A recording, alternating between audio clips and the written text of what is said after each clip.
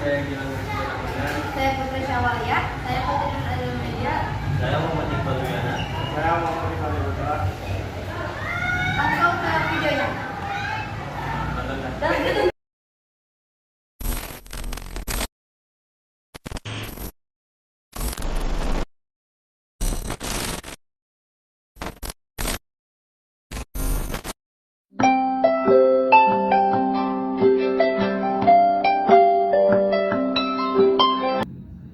Konsep dasar peluang. Di sini saya akan menjelaskan tentang pengertian percobaan dan juga pengertian daripada ruang sampel. Percobaan merupakan suatu kegiatan yang dilakukan secara berulang-ulang untuk memperoleh hasil tertentu. Nah, sedangkan kumpulan atau himpunan anggota-anggotanya yang merupakan perolehan daripada percobaan disebut dengan ruang sampel, dilambangkan dengan S. Nah, anggota-anggota ruang sampel dilambangkan dengan titik sampel. Nah, banyak daripada anggota-anggota ruang sampel dilambangkan atau dinyatakan dengan N kurung buka S.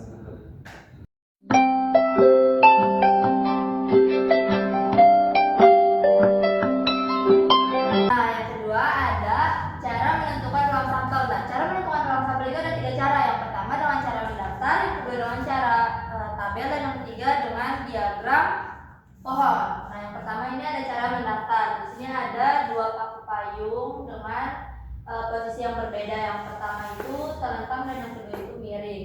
Pada pelemparan 2 paku payung secara bersamaan, posisi paku payung adalah terlentang pada paku pertama dan miring pada paku kedua. Ditulis TM. Kejadian lain yang mungkin muncul pada pelemparan paku tersebut adalah terlentang-terlentang, terlentang miring, miring terlentang, dan miring-miring. Nah, jadi ruang sampelnya dapat dituliskan S sama dengan huruf terlentang-terlentang, terlentang miring, miring terlentang, dan miring-miring.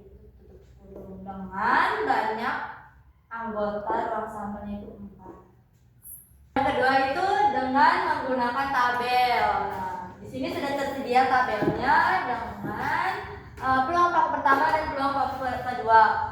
Di sini tuh T dengan T jadi tentang-tentang, T dengan M jadi tentang miring. Yang kedua ini ada M dengan T jadi miring tentang, dan M jadi miring-miring. Jadi ruang sampelnya adalah tentang miring, miring tentang, dan miring-miring dengan banyak anggota ruang sampelnya itu 4.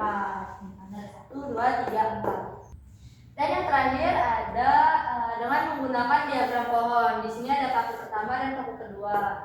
Paku pertama peluangnya itu bisa terlentang dan miring. Paku pertama jadi tentang, sedangkan yang kedua itu tentang miring. Dan yang paku kedua ini bisa miring tentang dan miring-miring. Jadi titik sampel itu tentang-tentang, tentang miring, miring tentang, dan miring-miring. Jadi ruang sampelnya adalah tentang, tentang miring, miring tentang, dan miring-miring dengan banyak anggota ruang sampelnya itu adalah 4. Terima kasih.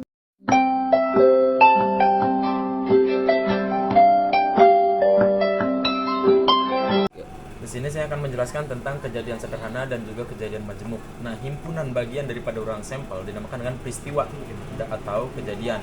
Nah, kejadian yang hanya terdiri dari 1 titik sampel dinamakan dengan kejadian sederhana atau kejadian tunggal. Sedangkan kalau ada 2 titik sampel ataupun lebih dinamakan dengan kejadian majemuk.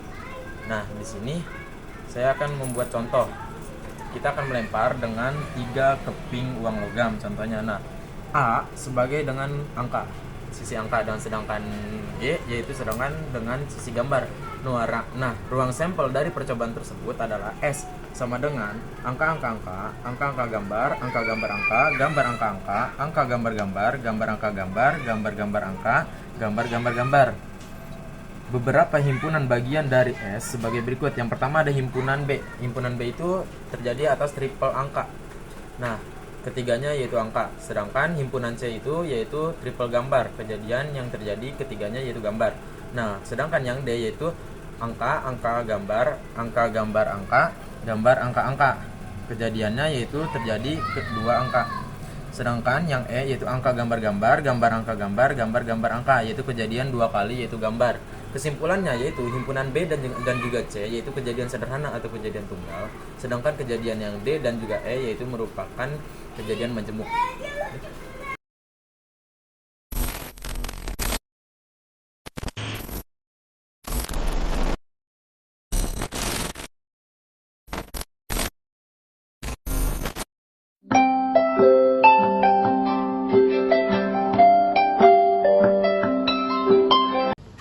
Jadi di sini pertanyaannya sebuah dadu bersisi 6 dilempar satu kali. Berapa peluang munculnya mata dadu lebih dari 2? Kita harus diketahui dulu. Kita simpulkan mata dadu itu ada 6. Ada 1, 2, 3, 4, 5, dan 6. Lalu kita simpulkan lagi dari angka ini. Jadi NS sama dengan berapa anggota di angka dadu ini? Ada 1, 2, 3, 4, 5, dan 6. Berarti jatuhnya 6. Lalu misalkan kita taruh A. A adalah kejadian munculnya mata dadu lebih dari 2, yaitu kejadian yang munculnya mata dadu lebih dari angka 2, yaitu kita taruh A sama dengan angka yang lebih dari 2, yaitu 3, 4, 5, dan 6. Kita taruh sini 3, 4, 5, dan 6. Kita simpulkan dari angka 4 ini. Jadi NA sama dengan ini ada 4 angka, kita taruh di sini 4 angka. Lalu kita taruh PA sama dengan NA per NS. NA nya berapa tadi? NA nya 4. NA nya 4, NS nya 6. Lalu sama dengan 4 per 6. Ini hasilnya udah benar. Lalu masih bisa disimpulkan, masih bisa dikecilkan. Kita bagi 2. 4 dibagi 2 sama dengan 2. 6 dibagi 2 sama dengan 3. Ini hasilnya. Nah, hasil.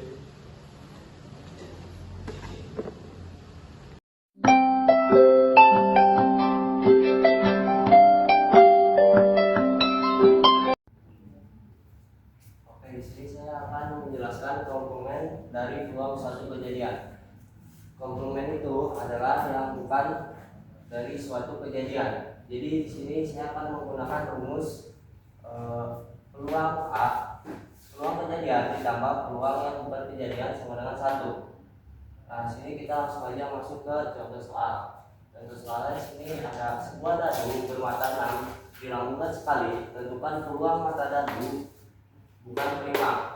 Nah, di sini diketahuinya banyaknya ruang sampel itu 6. Kenapa 6? Karena mata dadu ada 6. Lalu kejadiannya di sini kita menggunakan angka prima.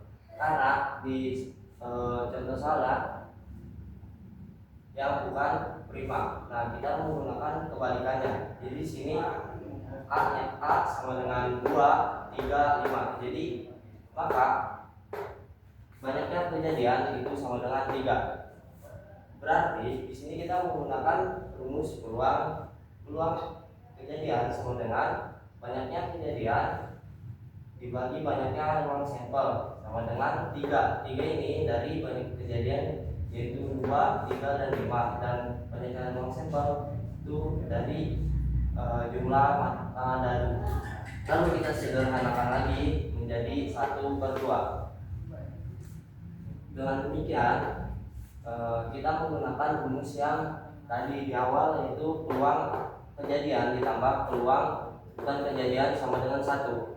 Nah, di sini peluang kejadiannya itu 1/2 dan ditambah peluang yang bukan kejadian sama dengan 1. Peluang yang bukan kejadiannya di sini belum diketahui. Lalu di sini 1 itu dipindah luaskan ke sini jadi -1, dan peluang kejadiannya 1/2 dipindah luaskan ke sini jadi -1/2. Terus kita coret jadi peluang yang dengan kejadian sama dengan 1/2. Jadi peluang muncul mata dagu bukan 5 adalah 1/2.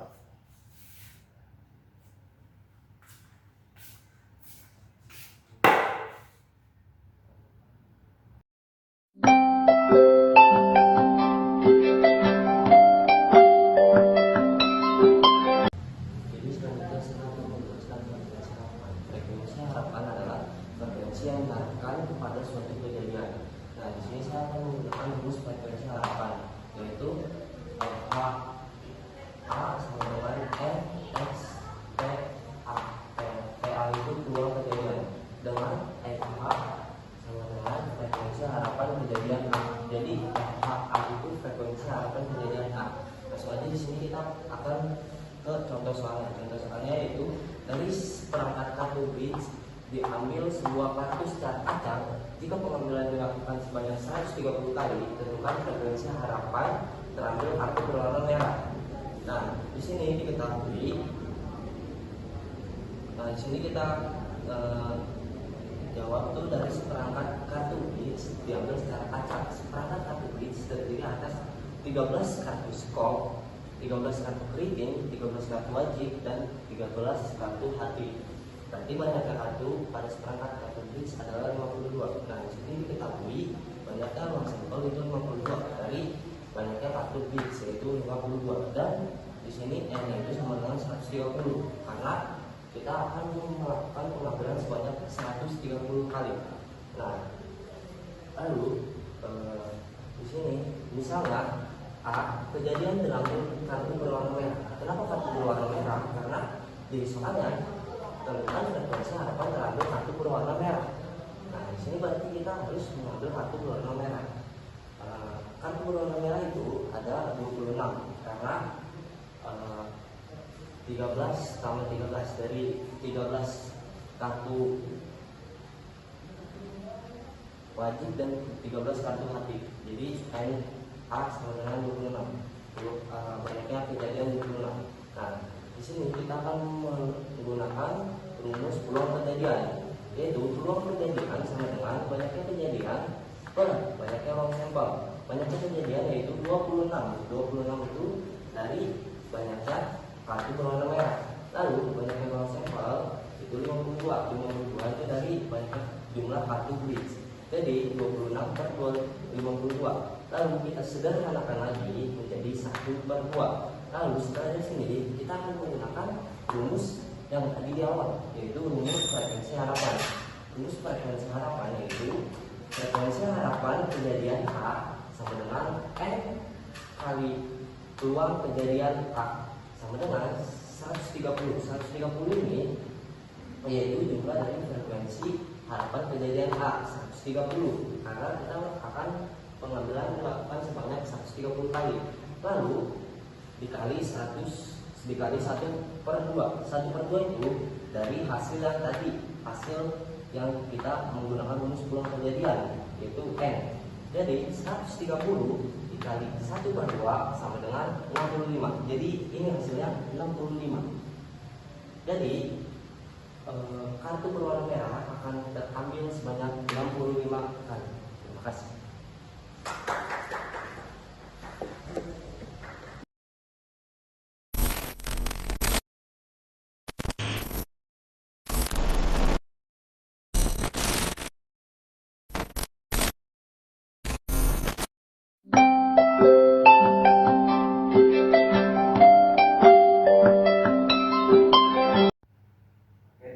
Jadi di sini saya akan menjelaskan tentang peluang kejadian majemuk. Jadi yang pertama itu peluang gabungan dua kejadian. Nah, peluang gabungan dua kejadian dapat digambarkan menggunakan diagram Venn. Nah, misalnya kejadian A dan kejadian B berada pada ruang sampel. Jadi dapat kita gambarkan seperti ini. Nah, gabungan A dan B itu tulis dengan N A digabung dengan B atau NaUB. Nah, sedangkan bagian tengah ini, bagian yang bersatunya itu kita bisa tulis dengan A iris B. Nah, sehingga dapat kita rumuskan menjadi P atau peluang A atau peluang B sama dengan PA plus PB dikurang PA iris B. Nah, lanjut saja ke contoh soalnya. Pada percobaan pelemparan sebuah dadu, tentukan peluang muncul mata dadu 2 atau mata dadu genap. Nah, di sini diketahui mata dadu 2 kita tulis dengan PC dengan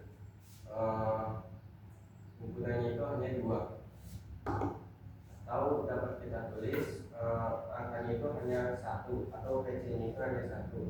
Nah, karena di sini NS-nya itu ada 6 karena dadu itu terdapat 6 sisi. Karena dadu itu terdapat 6 sisi, jadi sama dengan 6. Jadi MS-nya itu sama dengan 6. Nah, sedangkan mata dadu genap itu di sini ada 2, 4, dan 6. Sehingga kita tulis dengan 3/6 karena NS-nya itu 6.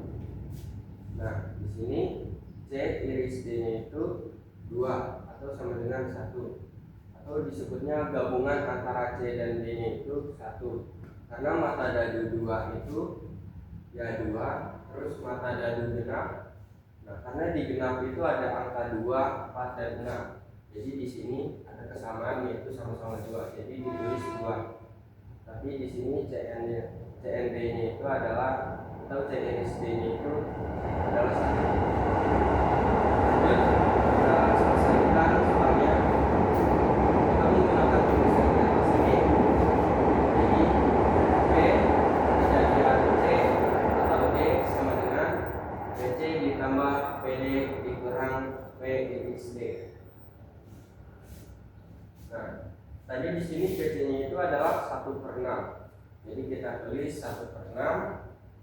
Nah, di sini PD-nya itu 3/6. Jadi kita tulis 3/6 dan PND itu adalah gabungan ini karena ini 1, lalu NS-nya itu 6. Jadi kita tulis 1/6.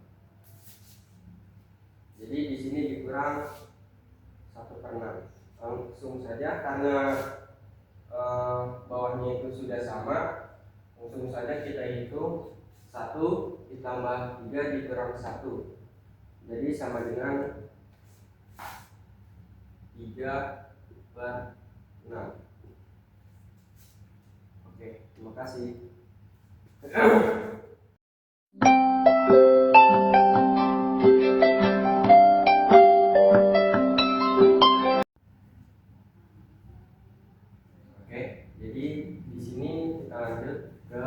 Materi yang kedua yaitu peluang gabungan dua kejadian saling lepas.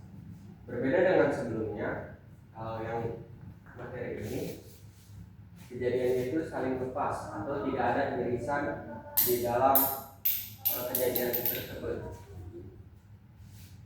Nah, jadi di sini dua kejadian A dan B dikatakan saling lepas jika tidak ada irisan di bagian tengahnya, atau dua kejadian tersebut dikatakan tidak terjadi secara bersamaan.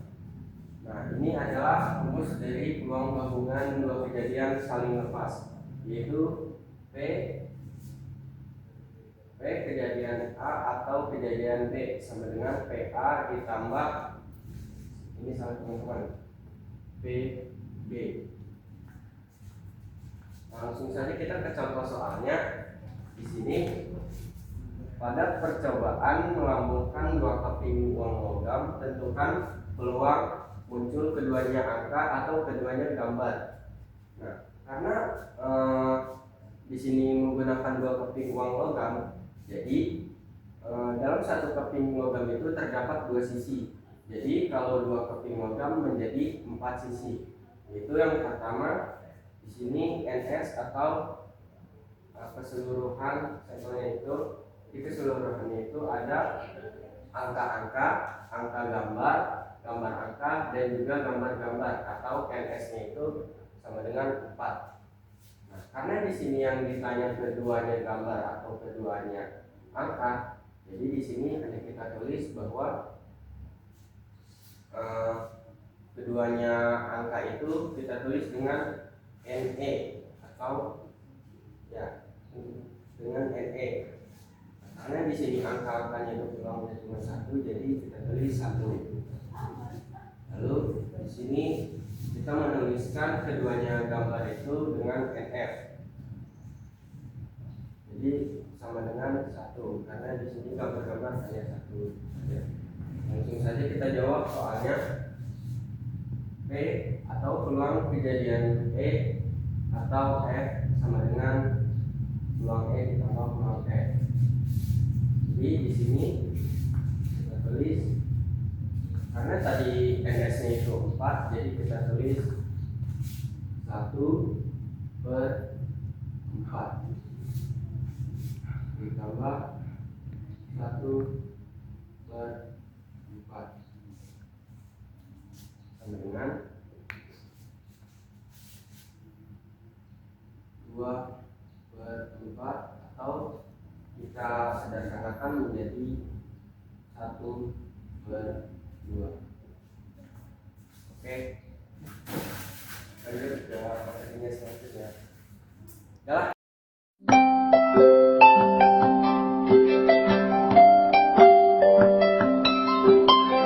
Lanjut kita ke materi kejadian saling bebas. Apa sih kejadian saling bebas itu? Kejadian saling bebas bisa disebut kalau misalnya kejadian A tidak mempengaruhi kejadian B. Oke, kita langsung aja ke contohnya. Pada pelemparan sebuah dadu dan sebuah koin secara bersamaan, tentukan peluang muncul mata dadu, bilangan prima, dan muncul sisi angka pada koin.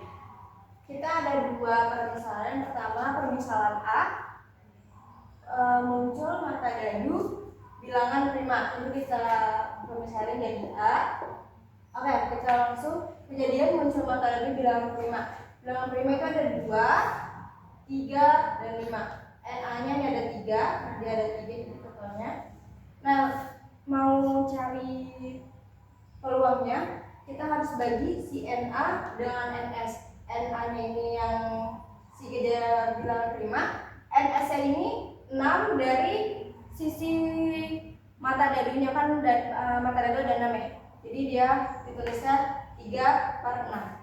Nah, lanjut ke B, yaitu sisi angka pada koin. B, kejadian muncul sisi angka pada koin. Kenapa ini 1/2? Karena satunya ini dari sisi angka. Kan dia cuma ada 1, karena koin itu cuma ada 2 sisi angka dan sisi ganda. Jadi di sininya sisi angka, yang 2 ini dari sisi angka dan ganda. Udah jelas PA-nya berapa dan PB-nya berapa, kita langsung cari totalnya. Totalnya ini pakai rumus yang ini. PA ini 3/6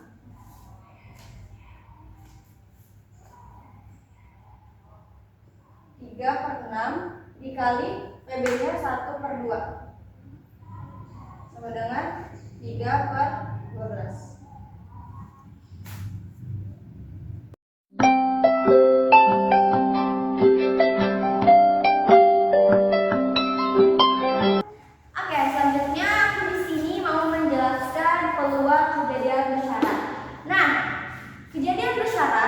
Kejadian yang tidak saling bebas, dan mereka kejadian bersyarat itu juga saling mempengaruhi. Dan peluang bersyarat adalah peluang yang kejadian B setelah kejadian A telah terjadi. Nah, di sini aku punya contoh soal.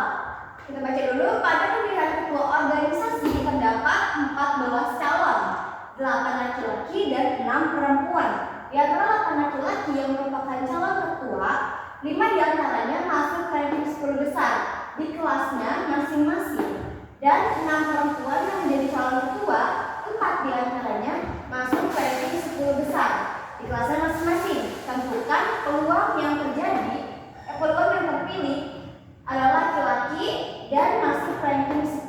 besar. Oke, jadi di sini aku mau menjawab, tapi sebelumnya kita buat kualifikasinya dulu. Yang pertama kita tulis di sini judulnya, aku mau bikin tabel. Di sini calon ketuanya. Nah, karena di sini ada yang masuk ranking dan ada yang tidak masuk ranking, maka kita tulis di sini yang masuk ranking. Masuk ranking, yang ini tidak masuk ranking. Dari sini jumlah semuanya.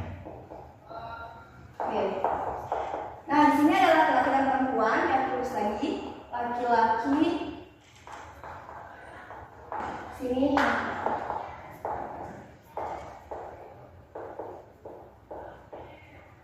Nah, oke. Sekarang kita lihat, kita masukin angkanya. Laki-laki yang masuk ranking ada 5. Ini 8 laki-laki yang merupakan calon ketua, 5 diantaranya masuk ranking. Nah, berarti di sini ada 5 laki-laki. Nah, perempuan yang masuk ranking itu ada 4. Ya, karena di sini ada 6 perempuan yang menjadi calon ketua, 4 diantaranya masuk ranking. Jadi ada 4. Oke, yang tidak masuk ranking. Nah, karena kita lihat awalnya ada 8 laki-laki, berarti 8 dikurang 5 itu ada 3. 8 dikurang 5 itu 3. Dan ada 4, sini 6 dikurang 4 2. Oke, jadi totalnya di sini ada 8. Dan di sini ada 5. Nah, sebelum kita mulai menghitungnya, kita di sini tulis dulu permisalan A dan B. Sini A-nya adalah masuk ranking. Ya, sini A. Sini A dan permisalan B itu adalah laki-laki. Jadi A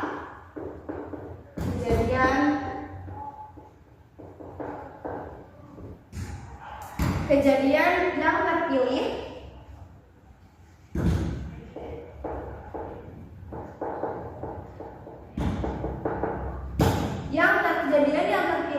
masuk ranking.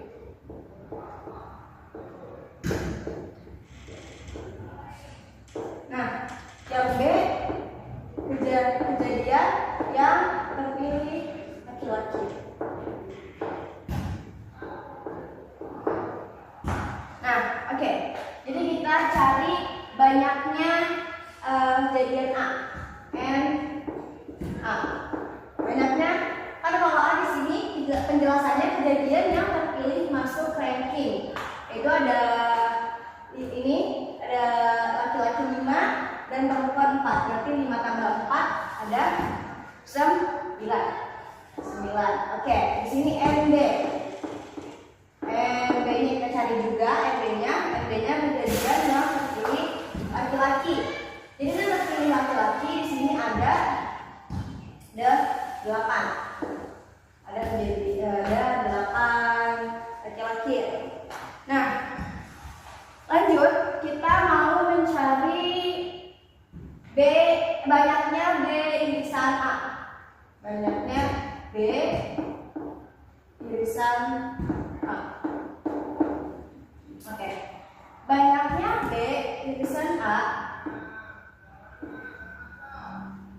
Banyaknya B irisan A adalah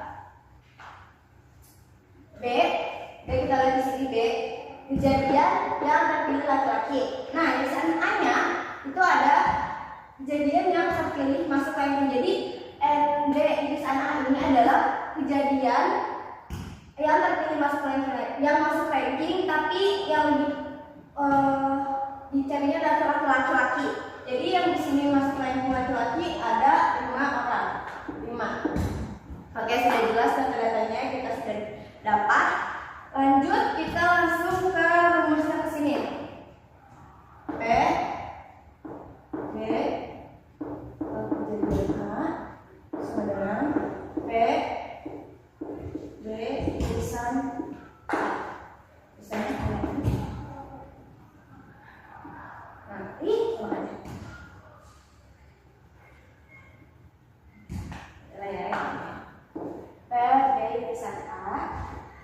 bawah dulu bisa A per atau dibagi P. Nah, jadi sebelum kita masukin nomor-nomor atau angka-angka yang di sini ke dalam rumus ini, kita harus mencari dulu. Nah, mencarinya si P B irisan A ini kayak gimana? Nah, dari sini adanya N kan? Nah, untuk mencari P B irisan A ini kita pakai dengan cara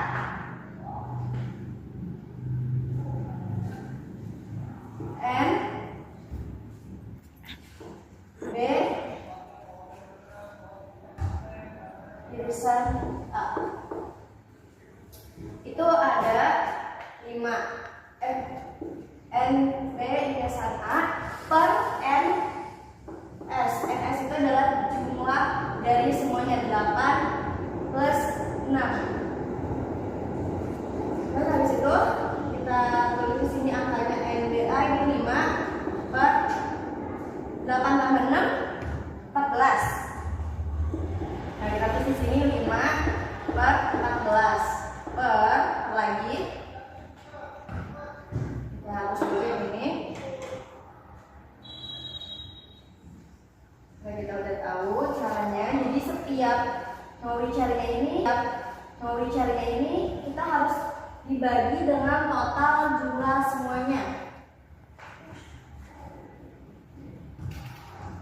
Nah, P peluang kejadian A. Nah, di sini masih ada banyak kejadian duluan, jadi kita tulis 9 per 14. Nah, sama dengan karena ini pecahan, jadi kita kalikan saja. 5 per 14 dikali 9 per 14 sama dengan 14 kuncinya. 5 dikali 9. Kan dari sini jadi tidak harus. Nah, ini kan kalian 14, sini 9. Oke, di sini 14 plus 31. Kita coret aja karena dia sama. Hasilnya adalah 5 per 9. Jadi ini adalah hasilnya dari terdapat peluang kejadian tertentu dari masuk periksa adalah 5 per 9. Oke, sekian dari saya untuk penjelasannya. Kurang lebihnya mohon maaf. Assalamualaikum warahmatullahi wabarakatuh.